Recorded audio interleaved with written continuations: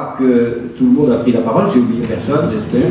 Oh, c'est Ali Raspin qui va nous... Heureusement, Ali est un ami, donc il ne m'en voudra pas, mais d'autant plus que nous avons beaucoup parlé avant ce colloque, et que je sais qu'il va vous dire des choses essentielles sur l'Iran, et donc je lui donne tout de suite la parole. Merci beaucoup, Monsieur le Président. C'est pas facile de parler sur l'Iran, surtout après l'intervention de mon compatriote. D'abord, je voulais remercier Jacques Millard qui m'a donné cette opportunité d'exprimer mon point de vue concernant les enjeux régionaux et internationaux concernant l'Iran. Après 12 ans de négociations, un accord a été conclu le 14 juillet 2015 entre l'Iran, les États-Unis, la Russie, la Chine, la France, le Royaume-Uni, l'Allemagne, ainsi que la haute représentante de l'Union européenne. Tous les États signataires de l'accord se sont engagés à préserver et à maintenir des circuits financiers effectifs avec l'Iran et assurer la poursuite des exportations de pétrole et de gaz iranien. Le président des États-Unis a signé un décret le 7 octobre dernier qui impose des sanctions économiques contre l'Iran et exige que les autres pays imposent ces sanctions illégales. En 2016, l'Agence internationale de l'énergie atomique a annoncé que l'Iran avait coopéré de façon satisfaisante et que les sanctions pouvaient être levées. Le Conseil de sécurité des Nations Unies a adopté le 20 juillet 2015 la résolution 2231 qui lève les 6 résolutions votées entre 2005 et 2010 contre l'Iran. L'accord nucléaire du 14 juillet 2015 concerne exclusivement le nucléaire. Mais les puissances américaines et européennes souhaitent négocier avec l'Iran sur des questions qui vont au-delà de son programme nucléaire. L'objectif majeur des Iraniens était d'obtenir la levée de multiples sanctions de l'ONU, des États-Unis et de l'Europe qui entravent le développement du pays. Le président américain a clairement fait savoir que son opposition à l'accord nucléaire est principalement ancrée dans le programme de missiles balistiques et les politiques régionales de l'Iran. Mesdames et messieurs, pendant la guerre Irak-Iran, 1980-1988, Saddam Hussein a fait pleuvoir des missiles de fabrication soviétique sur les villes iraniennes. Certains d'entre eux transportant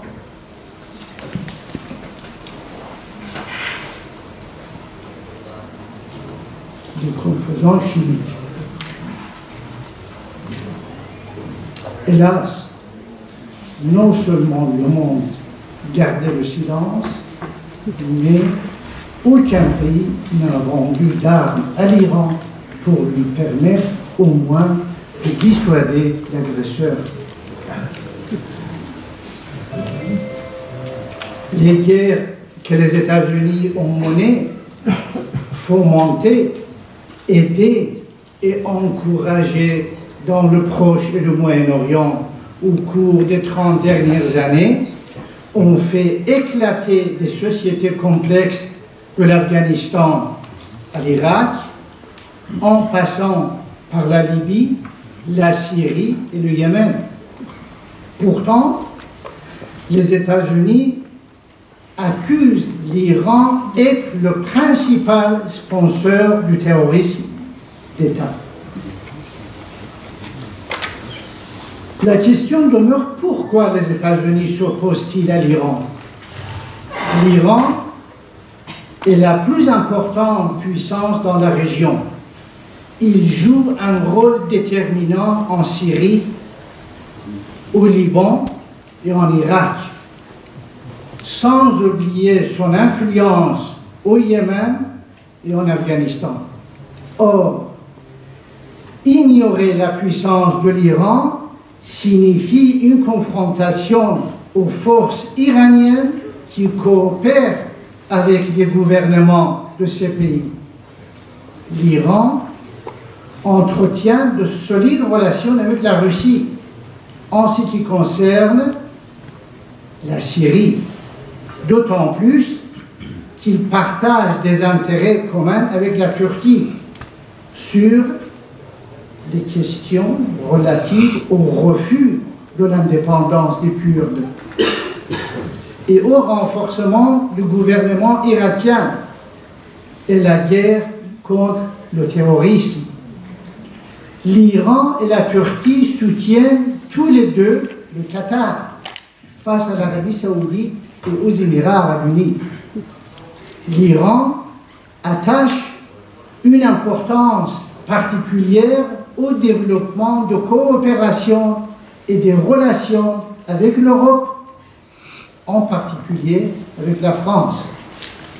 La politique iranienne est basée sur la contribution à la restauration de la paix et de la stabilité régionale ainsi qu'à la lutte contre le terrorisme.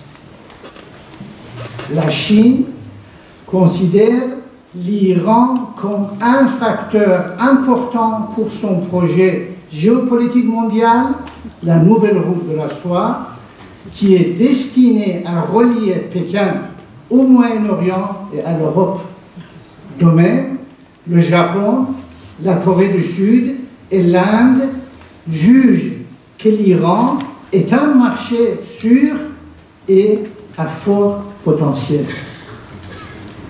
Mesdames et messieurs, aujourd'hui, la Maison-Blanche poursuit ouvertement une politique de changement de régime à travers l'augmentation des sanctions cherchant à éliminer la profondeur stratégique régionale de l'Iran qui va du sous-continent indien à l'est, à la Méditerranée à l'ouest, à la mer Rouge au sud et au Caucase au nord. En outre, l'Iran est encerclé par les troupes américaines présentes sur ses frontières orientales et occidentales, en Afghanistan et en Irak, sur ses frontières sud, via les Émirats arabes unis, le Qatar, le Bahreïn, le Koweït, l'Arabie saoudite et sur ses frontières nordiques en Asie centrale. De plus, la présence de la Turquie dans l'OTAN, ainsi que les bombes nucléaires des États-Unis installées sur le sol turc, sont d'autres sources d'insécurité pour l'Iran. Son encerclement par les États-Unis et leurs alliés dans la région est une grande source de soucis et de soupçons sur les vraies intentions de Washington. D'autre part, l'Iran manque d'accès aux technologies d'armement avancées et demeure largement dépendant des systèmes acquis avant la révolution. Alors que les voisins de l'Iran, en particulier l'Arabie saoudite et les Émirats arabes unis, sont à la pointe des achats d'arsenaux. On estime le budget militaire de l'Arabie saoudite en 2017 à 76,7 milliards de dollars, ce qui met l'Arabie saoudite à la 3e place mondiale après les États-Unis et la Chine. En revanche, le budget militaire de l'Iran est de 14 milliards de dollars. Alors, la vente massive de technologies d'armement avancées aux voisins de l'Iran ne fera qu'augmenter sa sensibilité et ses préoccupations sécuritaires. Contrairement à ses voisins, l'Iran n'est membre aucune alliance militaire sécuritaire. Il n'a pas le soutien des grandes puissances. Et il se situe également à proximité de 3 pays nucléaires, l'Inde, le Pakistan et Israël.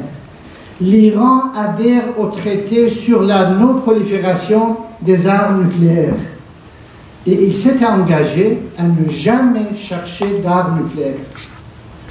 Traditionnellement, l'Iran considère la présence de troupes étrangères dans le Golfe Persique comme une menace grave et sérieuse contre sa sécurité et sa souveraineté nationale, ce qui effectuera sa politique balistique.